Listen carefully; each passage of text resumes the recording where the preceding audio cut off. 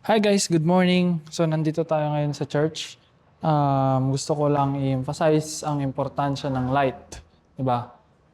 Also, 'di ba sa Bible na sabi niya doon, let your light so shine before men that they may see your good works, that you may glorify your Father who is in heaven.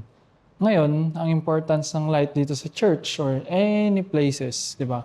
Wala tayong makikita kapag walang ilaw.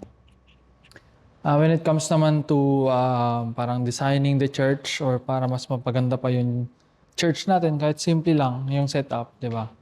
Ay napaka-importante ang ilaw.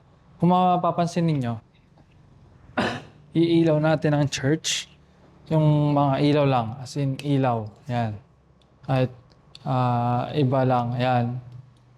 Kahit ganyan lang na ilaw,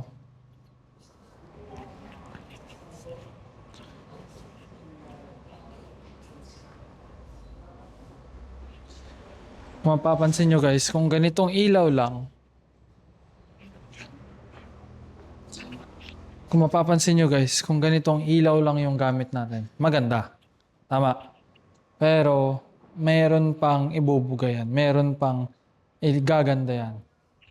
Like, dito sa ating setup. Actually, naglagay tayo ng blue dito na ilaw ngayon, bago lang. Para mas tumingkad yung kulay. Diba?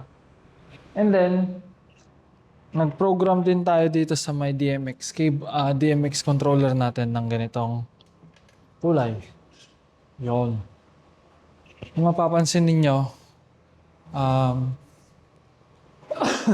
buhay na buhay ang church or yung building, paano ba? The way na, kasi di ba, napaka-plain lang yung kulay dito sa church. May yellow, may brown, ganun lang.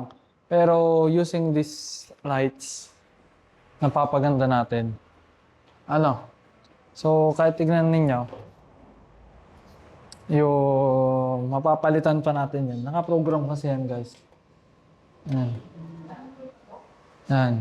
Prinogram na kasi natin yan dyan sa DMX. Kung mapapansin ninyo, may mga umiikot, moving head ang tawag dyan. Lapit natin para makita ninyo kung ano yung sinasabi ko.